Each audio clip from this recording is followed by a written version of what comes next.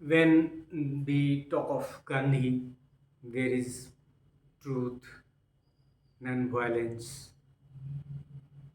etc., etc. And Gandhi experimented with truth. As we have already told, Gandhi's model is a little bit different from all the traditional models.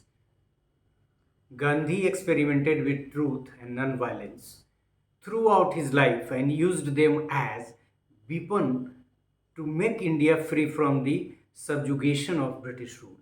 और ये भी आप जानते हैं कि जो गांधी का अप्रोच था फ्रीडम भी प्राप्त करने का, उसमें उन्होंने असहयोग आंदोलन, सबने अवज्ञा आंदोलन जैसे आंदोलन के माध्यम से मैसेज दे दिया कि उनका अप्रोच क्या है किसी भी चीज़ को मैनेज करने का, चाहे वो कन्फ्लिक्ट ही क्यों नहीं हो.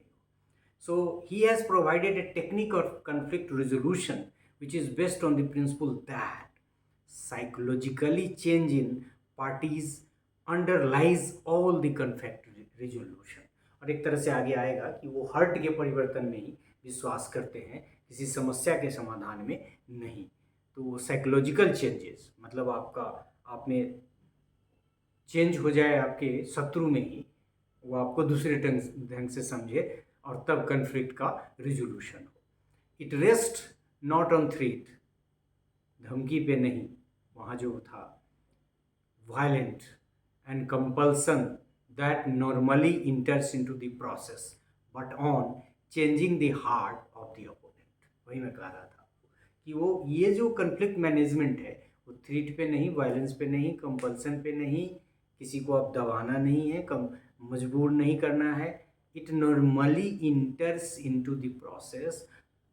मतलब जो कन्फ्लिक्ट मैनेजमेंट के दूसरे तरीके हैं उसमें ये सारी चीज़ें आते हैं और इसी से कन्फ्लिक्ट मैनेजमेंट होते हैं. कई जगह कंप्रोमाइज है या फिर नेगोशिएशन है, ये सब उसी तरह की चीज़ है.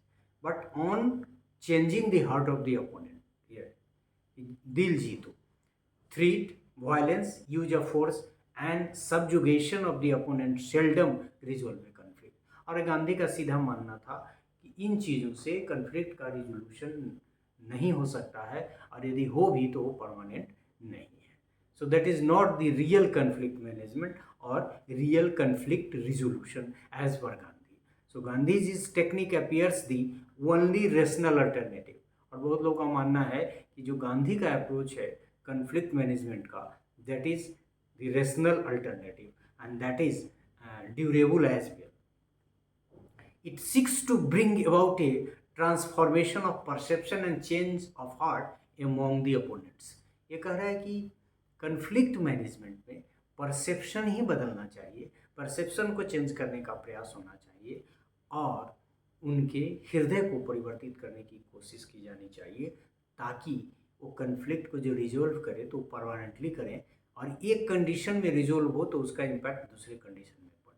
मतलब ultimately the Gandhi approach of conflict management is trying to say that we have to change the mind, the heart of the man, so that conflict could be resolved in a particular situation and ultimately in other similar conditions. कि एक बार resolve किया, हृदय परिवर्तन हुआ, जितने conflict उसके और कई जगह होंगे, कई और कलीग से होंगे, कई और छोटे छोटे ग्रुप से होंगे, वो सब रिजोल्व हो जाएगा. Beside truth and non violence the other element of his technique consist of अहिंसा, सविनय, अवज्ञा, आंदोलन.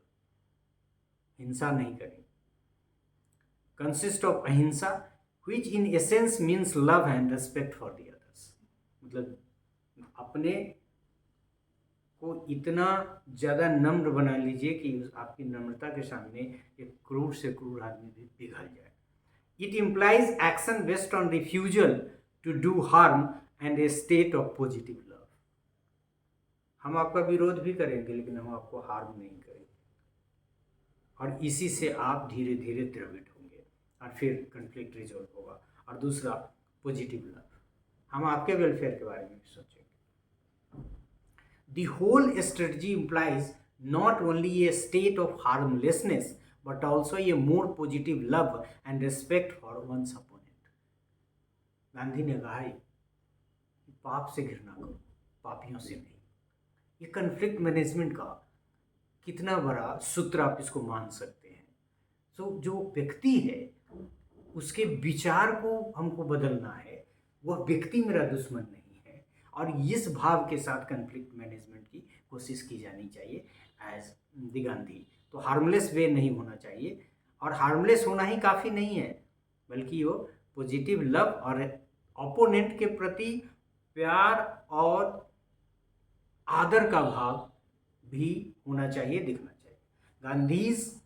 Gandhi's utilized the techniques for international dispute as well, और यू मस्ट बी नोइंग, यहाँ भी है, many like Martin Luther King have adopted the technique for protest against social injustice, nuclear armament and so on। आपको कहानी शायद गांधी जी का पता हो, दक्षिण अफ्रीका में कैसे ट्रेन से निकाल के बाहर फेंक दिया, फिर उन्होंने कुछ मारपीट नहीं की, जाके बैठ गए। ऐसा नहीं कि उन्होंने हार माना, and the conflict resolve. The main strength of this technique lies in its being based on positive effect, where hatred, bitterness and rancor are all but absent। rancor का जो लिटरल मीनिंग है वो आपका विद्वेष के सेंस में है, बाकी हेट्रेड आप जानते हैं, पॉजिटिव हेट्रेड, बिटरनेस कड़वाहट, वो भी आप जानते हैं, और रैंकर का मतलब विद्वेष, मतलब विद्वेष नहीं हो, कड़वाहट नहीं हो, घृणा नहीं हो। इस तरह के कन्फ्लिक्ट मैनेजमेंट की बात गांधी करते हैं। Its essence lies not in threat और वायलेंस और physical compulsion, but it change brought about in opponents through moral persuasion। of course थोड़ा टाइम लग सकता है इसमें, लेकिन it is a permanent solution of conflict management। it emphasizes that through the cultivation of right kind of psychological attitude, the forces of destruction and war can be conquered and conflicts resolved to the satisfaction of all concerned।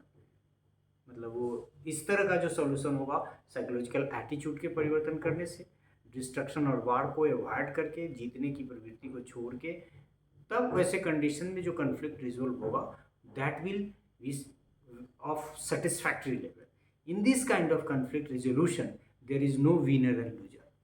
दोनों winner है, दोनों winner ही है, कोई loser भी नहीं है, कोई winner भी नहीं। So in this way we could learn कि गांधी कह रहे हैं कि साइकोलॉजिकल ढंग से एटीट्यूड को परिवर्तन करें, व्यक्ति को, उसके विचार को परिवर्तित करें, उसके हृदय को परिवर्तित करें, और सकारात्मक दृष्टिकोण के साथ अपने अपोनेंट को अपना विरोधी न मानते हुए, उनके विचार का विरोध करते हुए, व्यक्ति का विरोध न करते हुए, जब हम कन्फ्लिक्ट को मैनेज करने की कोशिश करेंगे तो कन्फ्लिक्ट रिजोल्व भी होगा, परमानेंट होगा, ड्यूरेबल होगा, और लॉन्ग इसकी लॉन्गिविटी भी अधिक होगी। So in this way we could learn Gandhi's mode of conflict management. So thank you for this part, thank you.